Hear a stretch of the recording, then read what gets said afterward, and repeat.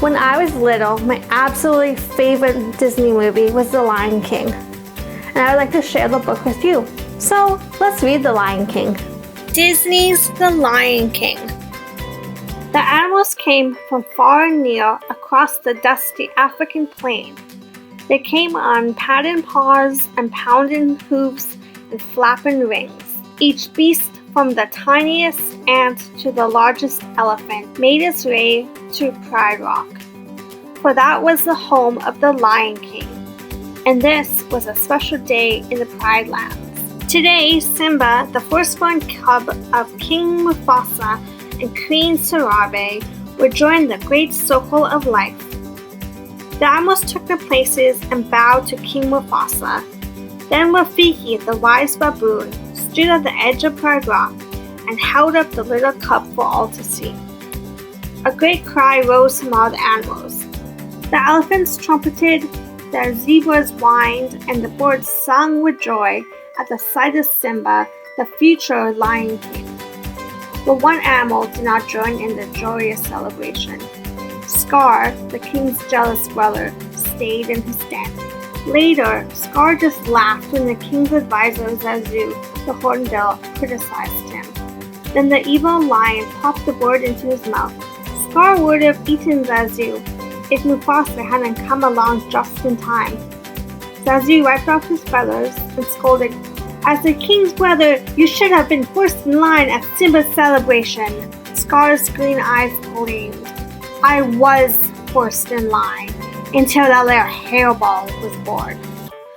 That hairball is my son and your future king," Mufasa growled. Scar slinked away. "Don't turn your back on me," Mufasa warned. Scar looked back over his shoulder. His eyes narrowed. "Perhaps you shouldn't turn your back on me." Simba grew quickly. One morning, Mufasa took his son to the top of Pride Rock and told him, "The circle of life never stops turning. One day the sun will set on my time as ruler and rise with you as king. Then everything the light touches will be yours." "What about that shadowy place?" Simba asked. Mufasa declared, "You must never go there." Suddenly, Zazu swooped down and squeaked, "Hyena is in the Pride Lands."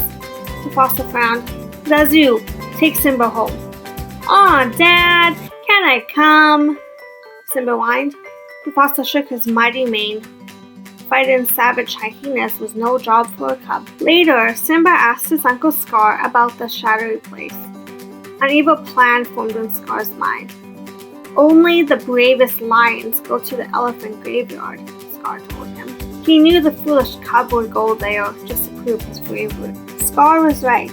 Simba couldn't wait to go to the elephant graveyard with his best friend Nala. But how could they go with Zazu watching every move they made? "We've got to ditch the dodo," Simba whispered. Nala giggled and agreed. Soon the two best friends found a way to escape the feathered babysitter. Before long, the young lions had reached the dark, mysterious place beyond the borders of the Pride Lands. Giant bones poked out of the ground. "It's kind of scary," Nala whispered. "Let's check it out," Simba said. "I'd laugh in the face of danger.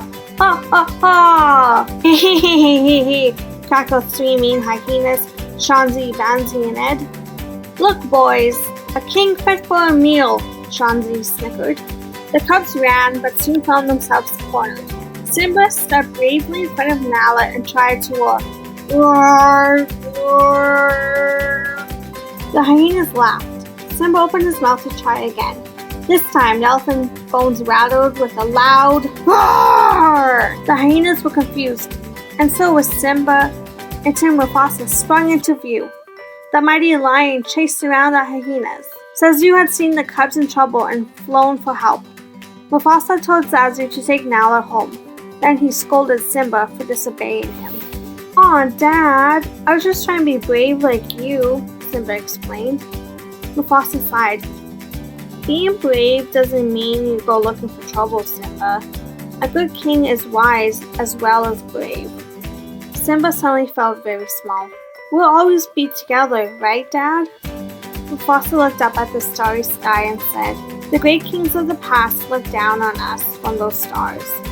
So whenever you feel alone, just remember that those kings will always be there to guide you. And so will I." Later, Scar met with the hungry hyenas. "I practically gave those cubs to you," he complained. "They weren't exactly alone," Shanzi whined. But Scar had another plan that would allow him to become king. "Stick with me, and you'll never go hungry again," he promised. The hyenas danced and cheered. The next morning, Scar took Simba to the bottom of a rocky canyon. "Now we wait here," he ordered. "Your father has a big surprise for you." "Will I like the surprise?" Simba asked. Scar smiled slyly. "Oh, it's to die for," he said as he walked away. Then he gave a signal to the hyenas waited on the canyon ridge. The hyenas knew what to do. They chased a huge herd of wild beasts down the canyon. Simba felt the earth shake. He heard the clattering of thousands of hoofs. Then he saw the wild beasts heading straight for him. Simba managed to climb a dead tree and cling to a branch. "Help!" he shouted. Help was on its way, for Scar had found his brother. "Mufasa! Simba's trapped in a stampede!" Scar cried. Just as Scar had planned, Mufasa rushed to Simba's rescue. He lifted his son to safety, but then fell under the rushing tide of hoofs. "Dad!" Simba shouted. He couldn't see anything through the huge dust cloud. Mufasa tried to pull himself up the steep rocks. From above, Scar watched his brother struggle. "Help me, brother! Help me!" Mufasa pleaded. Scar reached for Mufasa's paws. He pulled his brother close and whispered, "Long live the king!" Then Scar let go and watched Mufasa tumble down the steep slope. When the stampede was over, Simba found his father laying lifeless in the dust. "No!" Simba wailed. Scar came to the sobbing cub's side. "What have you done?" he accused. "There were wild beasts everywhere. You tried to save me. It was an accident," Simba said in a rush. "I didn't mean to. Of course not. But if it wasn't for you, he'd still be alive." "What will your mother think?" Scar demanded. Simba looked scared. "What should I do?" "Run away," Scar advised. "Run away and never come back." Scar watched Simba run. Then he sent the hyenas after him. The hyenas chased Simba to the border of the Prairie Lands. The cub dived into a bunch of thorns at the edge of the great desert. The hyenas looked at the sharp thorns, then at the desert. "The cub won't last a day out there," Shanzi declared. Simba ran until he could run no more. The thirsty cub collapsed on the sand. Vultures circled him hungrily.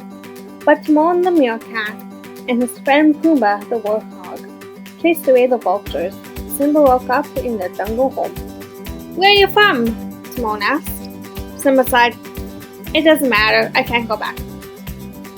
"What did you do, kid?" Pumbaa wondered. "Something terrible," Simba replied. Timon shrugged. "Who cares? You've got to put the past behind you. Hakuna Matata." "What?" Simba asked. "Hakuna Matata," Timon repeated. "It means no worries. That's the motto we live by. And here's how we live on." Timon showed Simba a wriggly insect. Simba watched Pumbaa eat a grub. "Slimy but satisfying," the warthog said with a burp. Simba frowned, but he ate the big grub. Then the cub smiled and said, "Hakuna Matata." In the months that followed, Simba ate many, many grubs and grew into a full-sized lion. Most of the time, he was happy with his friends Timon and Pumbaa, yet he missed his mother and often thought about his father. One night, as they gazed up at the stars, Simba remembered what his father had told him. He wondered if the great kings of the past really were looking down from those stars. Simba felt very alone. The next day, Simba heard Timon scream. The young lion raced to the rescue. Hungry Lioness was about to pounce on Pumbaa, who was stuck under a log. Timon bravely was trying to protect him. Simba gave a mighty roar and leapt at the lioness. But just as they began to fight, Simba recognized his old friend. Nala, he gasped in disbelief. The lioness looked deep into the eyes of the handsome young lion and whispered, Simba? Scar told us you were dead. Nala told Simba how terrible things were now that King Scar and his hyenas ruled the Pride Lands. There was no food or water, and many of the animals had fled. But you can come back and become king. Then everything will be right again, Nala said. I'm no king, Simba said angrily. But that night, Rafiki the baboon came to Simba and promised to bring him to his father. When Simba looked up at the stars, he heard a familiar voice. Simba! His father asked. Have you forgotten me? Simba gasped. No, how could I? You have forgotten who you are, and so have forgotten me, the ghostly voice continued. Look inside yourself, Simba. You are more than what you have become. You must take your place in the circle of life. Simba knew his father was right. His friends returned with him to the Pride Lands. Back at Pride Rock, King Scar was angry with Sarabe for not finding food. Suddenly, Scar heard a great roar. He couldn't believe his eyes. Mufasa, it can't be! You're dead! But Sarabe recognized her son. Simba, she said softly. I've come to take my place as king, Simba roared. But Scar would not back down so easily. Simba leaped at Scar, but the villain slipped away. Instead, the hyenas rushed at Simba. Pride Rock echoed with a hideous laugh as the hyenas forced Simba to the edge of a cliff. Scar walked up to the exhausted young lion. Your daddy isn't here to save you this time, Scar taunted. Then he pushed Simba off the cliff. Simba's claws scrambled for a hold on the steep slope. This looks familiar, Scar sneered. Oh yes, I remember. It's just the way your father looked before I killed him. At last, Simba knew the truth. With a mighty roar, he leapt at Scar. Meanwhile, Timon, Pumbaa, and the lionesses had chased the hyenas off Pride Rock. When Simba sent Scar flying over the cliff, he landed in the mob of hungry hyenas. They cackled cruelly. Finally, they had a meal fit for a king, or a king fit for a meal. Simba thanked his friends. Then he walked to the top of Pride Rock. His roar echoed through the Pride Lands. The rightful king had taken his throne. The plains were soon lush and green again. The animals returned and the hunting was good once more. Simba knew that a king must have a queen. So of course, he chose the beautiful Nala.